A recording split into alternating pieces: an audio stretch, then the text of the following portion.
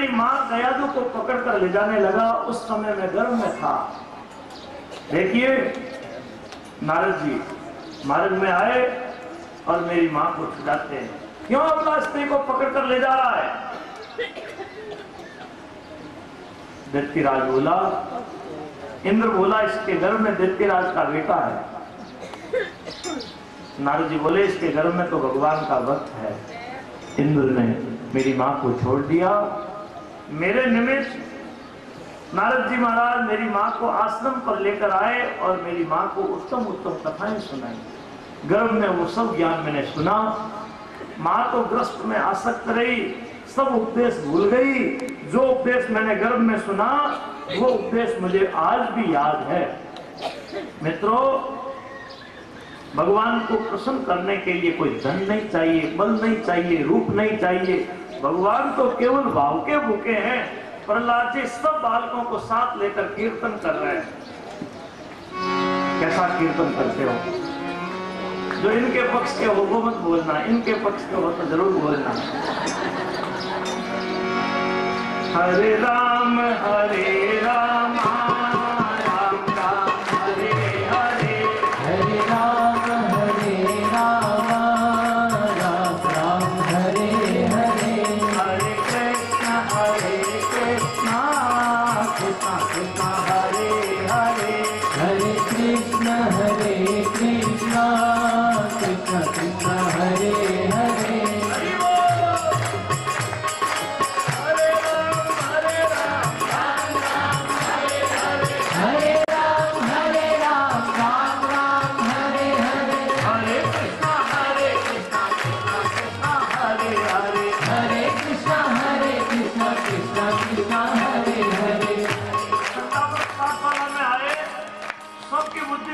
परिवर्तन देखा, अरे ये क्या हो गया? सब बालक दत्तित होकर कीर्तन कर रहे हैं। शंडावर भागे भागे दैत्यराज के पास गए। महाराज एक बालक ने सब बालकों की बुद्धि बिगाड़ दी। उतने में तो प्रहलाद जी जाकर पिताजी को प्रणाम करते हैं। दैत्यराज बोला, रे दुष्ट, मम शत्रु के गाता गीत बनाए, काल तेरा है शीश पर तो क्या हो उपाय। अब मैं देखता हूं तेरी रक्षा करने वाला कौन है। प्रहलाद जी बोले, पिताजी रक्षा करने वाले भगवान हैं और वे भगवान सब जगह है, सब में है, सबके लिए है। प्रहलाद जी को खंबे में भगवान दिखने लगे। प्रहलाद जी बोले, पिताजी इस खंबे में भगवान है। दैत्यराज बोला, भाई उस खंबे में छिपा ये कैसा भगवान? साहस ऐसा है नहीं कि प्रगटे सन्मुखान। खंबे में छिपकर बैठा है, ये कैसा भगवान? यदि हिम्मत है तो सामने प्रकट क्यों नहीं होता है? दैत्यराज ने जो ही खंबे को मुक्के से मारा, खंबा टूट गया और नरसिंह भगवान प्रकट हुए।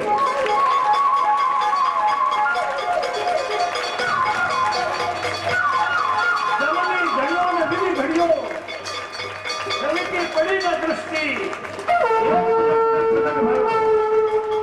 सारी सृष्टि। अरे अरे, ये मिला जुला क्या रूप है? क्या विष्णु ने मुझे मारने के लिए ऐसा रूप धारण किया है? यदि विष्णु है तो मेरा क्या बिगाड़ देगा? वही दैत्यराज ढाल तलवार लेकर सामने आया। भगवान नरसिंह उसको लपक कर पकड़ना चाहते हैं। दैत्यराज हाथ से छूट जाता है। भगवान नरसिंह ने उसको लपक कर पकड़ा।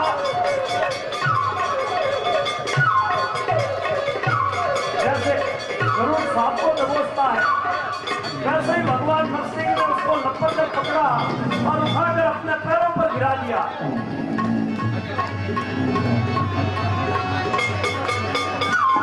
नखा बिगाड़े, उधर भारे, असुर मारे, आपिए, भक्ति बजारे, संत सारे, दुख मारे, कापिए, केतान तारे, यो मारे, सर्व थारे कामिए। नाखून से उधर धारा, अंतड़ियों को निकाल लिया। आहा, इन अंतड़ियों से मेरा भक्त प्रकट हुआ है। अंतड़ियों को गले में धारण कर लिया और दैत्यराज को नीचे गिरा दिया। देवता दूर खड़े स्तुति कर रहे हैं। किसी की हिम्मत नहीं है जो नरसिंह भगवान के सामने जा सके। जय जय जय नरसिंह भगवान, भगत की लाज बचाने वाले।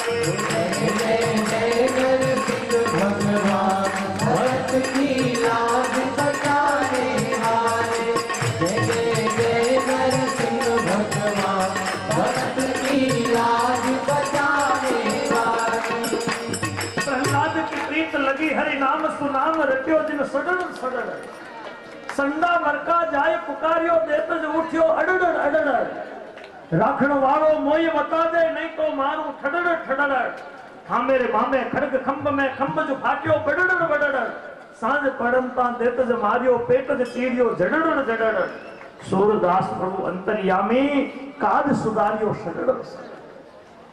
नरसिंह भगवान इतने क्रोधित है किसी की हिम्मत नहीं हो रही है जो नरसिंह भगवान के सामने जाए। हाँ हाँ हाँ हाँ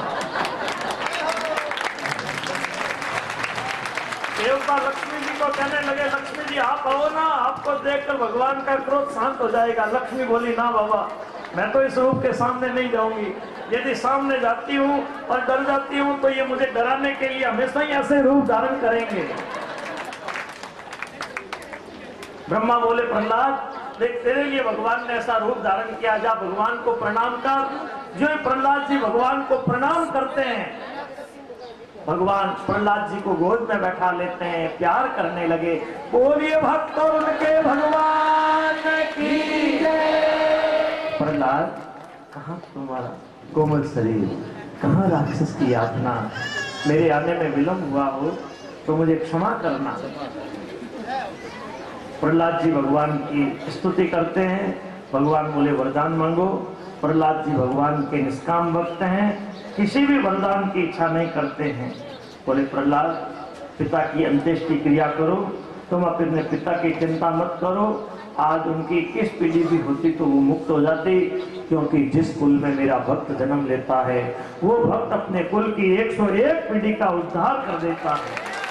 प्रहलाद जी ने भगवान की आज्ञा से पिता की अंत्येष्टि क्रिया की है।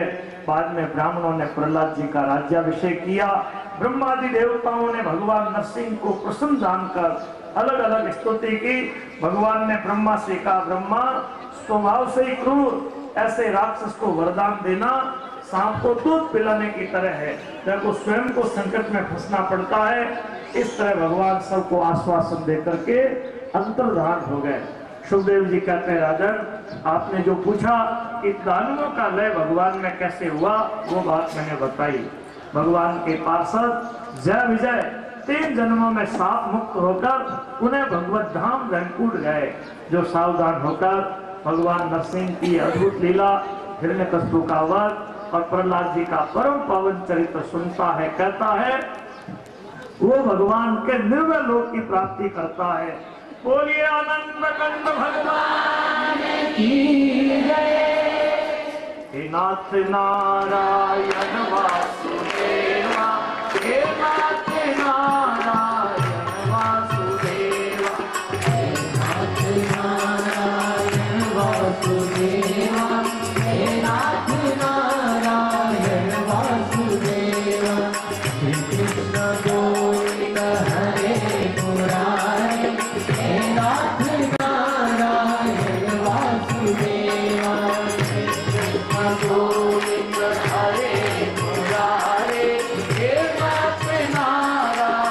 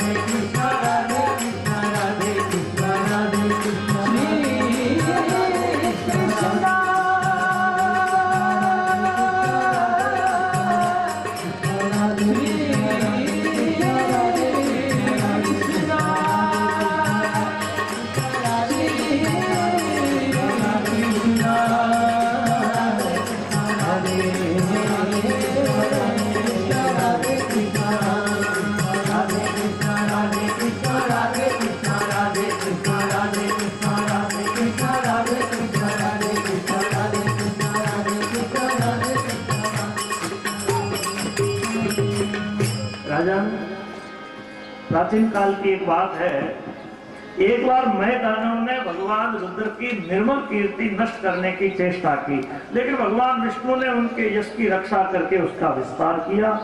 युधिष्ठिर जी नारद जी से बोले, महाराज ये प्रसंग भी आप सुनाओ ना। नारद जी बोले, एक समय युद्ध में देवताओं ने असुरों को जीत लिया।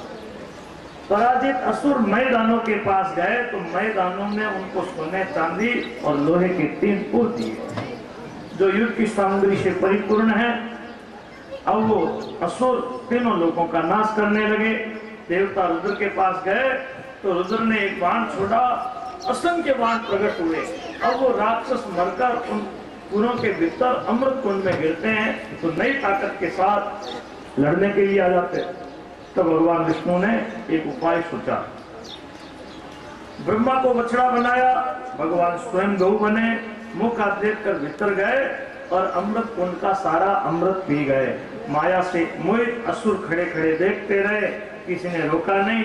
मैं दानव इस घटना से किन करते विमुख हुआ, युद्ध छेड़ देता है। तो भगवान रुद्र ने एक बाण छोड़ा, असंख्य बाण प्रकट हुए, त्रिपुर जल गया।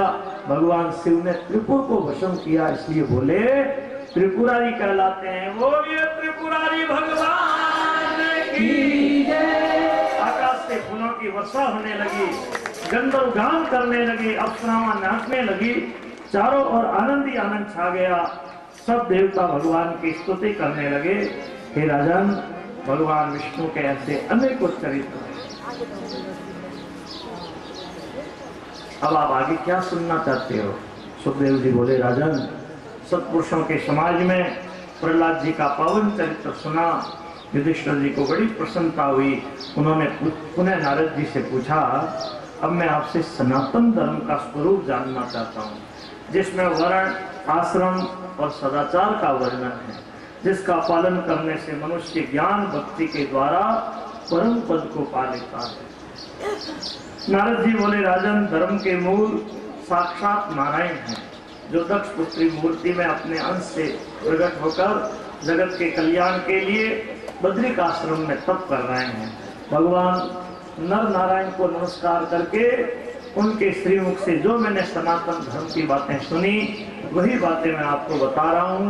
भगवान के निश्वास गुण वेद धर्म के सर्वोपरि मूल है। वेद के बाद स्मृति, शील, सत्पुरुषों का आचार और मन की तुष्टि, ये सब धर्म के मूल बताए गए हैं। मनुष्य मात्र के 30 साधारण धर्म हैं, जिनमें नवदा भक्ति भी सम्मिलित है। सत्य, दया, एकादशी व्रत, पवित्रता, तितिक्षा, युक्तायुक्त का विचार, शम, दम, अहिंसा, ब्रह्मचर्य, दान, स्वाध्याय, सरलता, संतोष, संत सेवा, सकाम कर्म से निवृत्ति, निषिद्ध कर्मों का त्याग, मौन, आत्मविचार, प्राणियों को अन्नदान और सब में भगवत स्वरूप की भावना, ये मनुष्य मात्र के धर्म हैं। द्विज उनको कहते हैं जिनके गर्भाधान से लेकर मृत्यु पर्यंत सब वैदिक संस्कार होते हैं। ब्रह्मा ने गायत्री छंद से ब्राह्मण, त्रिपुट से क्षत्रिय और जगती से वैश्य की सृष्टि की। शूद्र की सृष्टि किसी छंद से नहीं हुई। ब्राह्मण, क्षत्रिय और वैश्य 3 द्विज कहलाते हैं। ब्राह्मण के 6 कर्म, यज्ञ, अध्ययन, दान, अध्यापन, याजन और प्रतिग्रह। अध्यापन, याजन, प्रतिग्रह 3 कर्म जीविका रूप है। प्रतिग्रह को छोड़कर क्षत्रिय के 5 कर्म है। अध्यापन, याजन दोष के लिए आपातकालीन कर्म है। प्रजा की रक्षा करना, ब्राह्मण को छोड़कर दूसरे से कर लेना, ये जीविका है। कृषि, गोरक्षा, वाणिज्य, कृषि, ये वैश्य की जीविका है। तीनों वर्णों की सेवा करना शूद्र का धर्म और जीविका है। ब्राह्मण की 4 प्रकार की जीविकाएं और भी है। कृषि, अयाचित, यायावर, सिलोंच वृत्ति। इनमें उत्तरोत्तर श्रेष्ठ बताई जाती है। पति की सेवा करना, पति के अनुकूल आचरण रखना, पति के भाई बंधुओं का उचित सम्मान करना, पति के नियमों का पालन करना, ये पतिव्रताओं के 4 लक्षण धर्म है।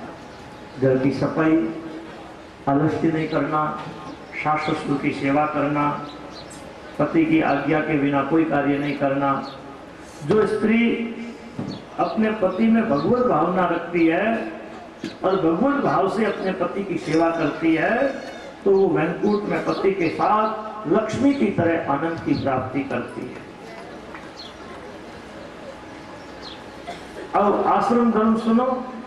आश्रम विचार है ब्रह्मचर्य, गृहस्थ, वानप्रस्थ और संन्यास।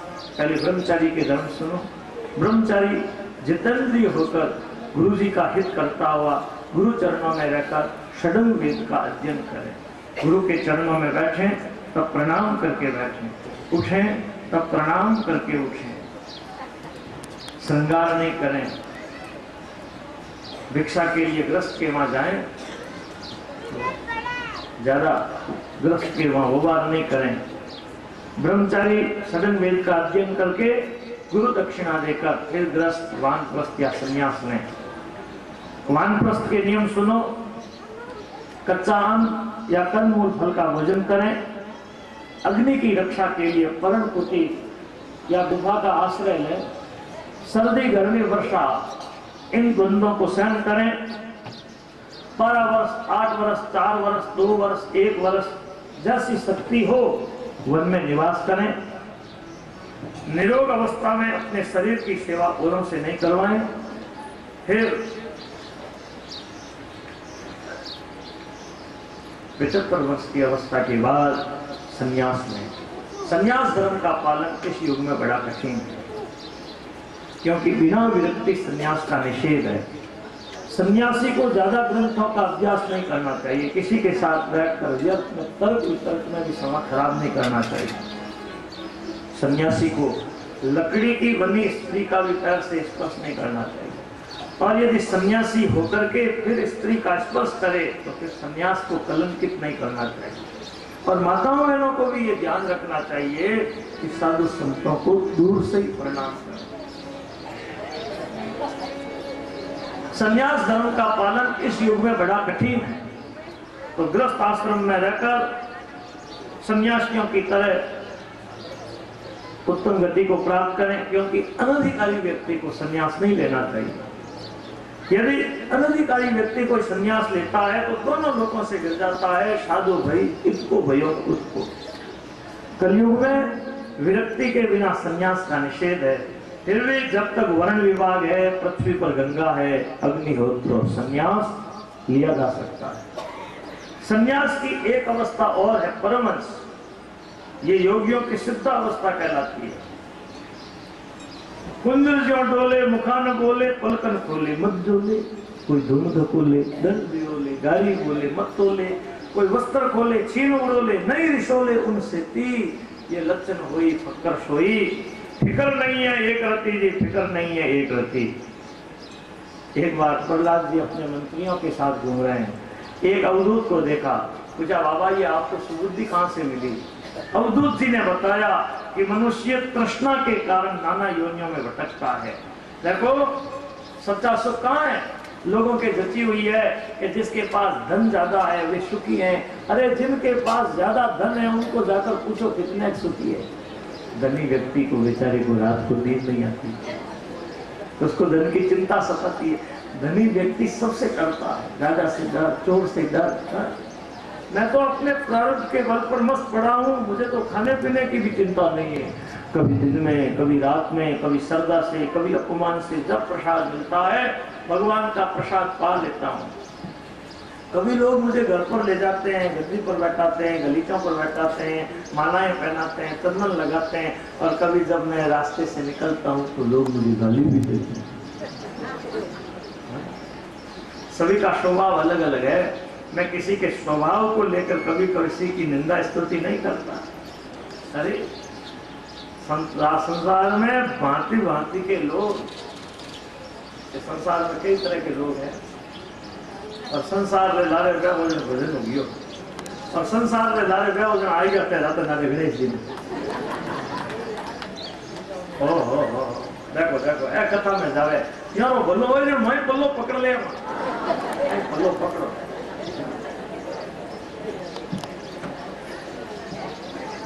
मैं घनी बार कहा करूं महादेव जी पार्वती जी दोनों जना नांदिया में कटाए जावता आगे मैंने गुआ जी को कहे देखो देखो डोकरा डोकरी ने शर्म ही कोनी आवे बूढ़ा बड़द मत दोनों जना बैठा महादेव जी पार्वती जी नीचे उतर जावे खाते पैदल पैदल गए आगे फिर मैंने गुआ जी को कहे लो खाते सवारी पैदल क्यों जावे महादेव जी कहे पार्वती तू पैदल गए मैं नांदिया में बैठ महादेव जी नांदिया में बैठ गया आगे फिर मिनट मिलिया मैं कहे ढोकरो देखो कड़ो है ढोकरी ने तो हाथे पैदल छिड़ी है खुद नांदिया में बैठो है महादेव जी नीचे उतर गया पार्वती ने कहा ले छू गए अब पार्वती जी ने नांदिया में बैठा ही महादेव जी हाथे हाथे पैदल बैठे आगे फिर मिनट कुबासी को कहे तू छुटकारो नहीं ढोकरो ढोकरी तो मन कैसे रखे डोकरी ने तो नांदिया में बैठा ही हम खुद देखो हाथ जोड़ लो हाथे हजरी मुझे आ दुनिया है बैठो तो हंसे उगो तो हंसे हंसो ही हंसे बोलो कथा में जाओ तो हंसे भाई बहन संसार की परवाह नहीं अपने तो भगवान की भक्ति में लग जाओ दुनिया हंसे तो हंसे कोई गलत काम कर रहे हो क्या भगवान की कथा में जाना भगवान की कथा को सुनना और जीवन को धन्य बनाना बुरी बात है क्या सिनेमा में ज्यादा यहाँ कोई को नहीं करे कथा में आयोजन है करे वो कथा में आयोजन सासू जी करे लो तो कभी कथा में घी कोई नहीं अकाले होगी लो कथा में जावे सासू जी ने कहा न्याल किया था कथा में नहीं किया ऐसा नहीं कभी सत्संग के लिए मना मत करो सत्संग के लिए कभी किसी को मना नहीं करना चाहिए सत्संग में तो भाव के साथ जाना चाहिए आज शरीर स्वस्थ है आज शरीर स्वस्थ है आज तो आप कथा में आ सकते हो फिर वृद्धावस्था आ जाएगी शरीर कमजोर हो जाएगा फिर घर के दरवाजे से बाहर निकलना भी कठिन हो जाएगा बोलो तो भाई आज शरीर स्वस्थ है शरीर में रोग नहीं है बीमारी नजदीक नहीं है बुढ़ापा नजदीक नहीं है मृत्यु से पहले आत्म कल्याण का यत्न कर लो भाई आत्म कल्याण का यत्न कर लो अब युधिष्ठिर जी ने नारद जी से कहा महाराज 3 आश्रमों के धर्म बताए ग्रस्त व्यक्ति का धर्म नहीं बताया तो क्या ग्रस्त व्यक्ति मोक्ष की प्राप्ति नहीं कर सकता है तो नारद जी ने कहा अरे ग्रस्त आश्रम से ऊंचा कोई दूसरा आश्रम नहीं है सभी आश्रम ग्रस्त आश्रम के आश्रित है सभी का जन्म स्थान ग्रस्त आश्रम से होता है सभी का पालन पोषण करने वाला ये ग्रस्त आश्रम है चाहे सन्यासी हो चाहे वानप्रस्थी हो चाहे ब्रह्मचारी हो जब भूख लगती है तो सब ग्रस्त के वहां जाते हैं ग्रस्त आश्रम की कुछ विशेषताएं बता रहा हूं और आश्रमों में मोक्ष के मार्ग में कांटे कंकड़ है लेकिन ग्रस्त आश्रम में मोक्ष के मार्ग में मखमल के गलीचे बिछे हुए हैं ग्रस्त व्यक्ति को चाहिए घर में जो भी कार्य करें भगवान को अर्पण करके करें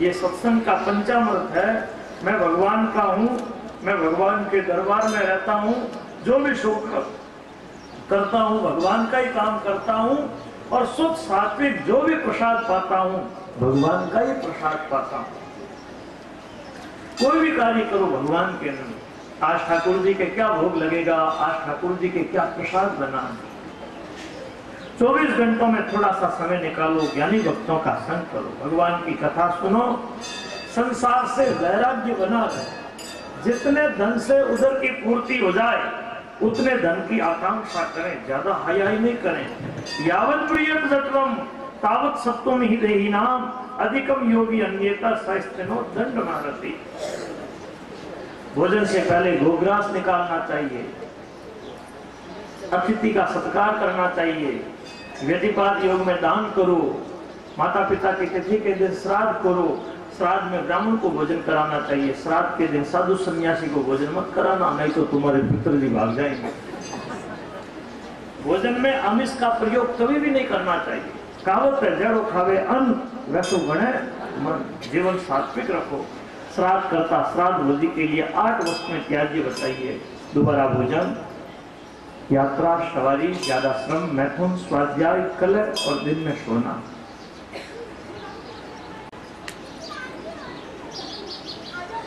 श्राद्ध में ज्यादा विस्तार नहीं करें। श्राद्ध के दिन हरिनाम संकीर्तन करें।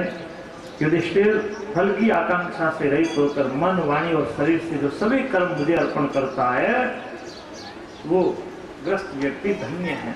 मैंने आपको पवित्र ग्रस्त धर्म बताया। जो ग्रस्त व्यक्ति ग्रस्त आश्रम में रहकर ठीक से ग्रस्त धर्म का पालन करता है तो वह सन्यासियों की तरह उत्तम गति मोक्ष को पा लेता है। नारद जी कह रहे हैं, मैं पूर्व जन्म में रूप यौवन संपन्न उपवरण नाम का गंधर्व था। मेरे में स्त्री लंपटता ज्यादा थी। एक समय प्रजापतियों ने देव समाज में भगवान का चरित्र गाने के लिए गंधर्व और अप्सराओं को बुलाया। तो मैं वहां उन्मत्त दशा में पहुंचा तो मेरी दशा देखकर उन्होंने शाप दिया था, शुद्र हो जा।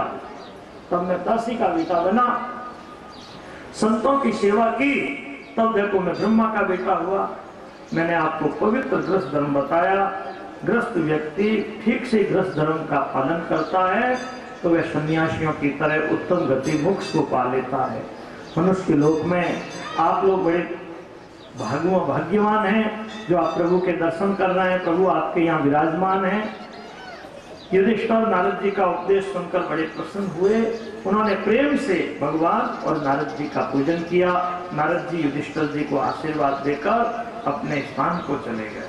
राजन, हमने आपसे दक्ष की उन लड़कियों के वंश का अलग अलग वर्णन किया जिनमें देव, असुर, मनुष्य, चराचर जीवों की उत्पत्ति हुई है।